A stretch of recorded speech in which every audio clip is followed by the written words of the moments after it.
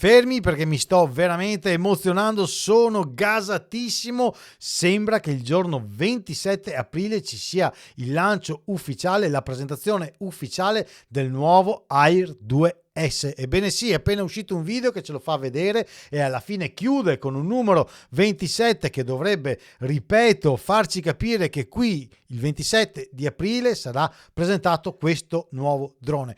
Tutto quello che avevamo detto qui sul canale ancora da lontano 4 novembre 2020 viene confermato. Questo drone ha un sensore da 1 pollice 20 megapixel, sarà una camera spaziale, confermati i 2 sensori messi sopra quelli frontali per evitare gli ostacoli. Vedremo se solo quelli superiori o anche un po' un sistema anticollisione laterale, sistema AirSense ADS-B, insomma veramente un drone che è cresciuto tanto e sta crescendo davvero molto. Non abbiamo altre informazioni, non sappiamo come sarà il suo radiocomando, se manterrà la linea di quello attuale, se ci sarà qualcosa di più innovativo, magari riuscirà anche ad utilizzare i visori del fratello FPV che abbiamo qui. Ne stavo facendo un video e mi sono interrotto un attimo per fare darvi quest'altra notizia veramente bomba. Insomma, io non so altro che dirvi: iscrivetevi al canale, rimanete connessi, attivate la campanellina qui sotto, attivate tutto, perché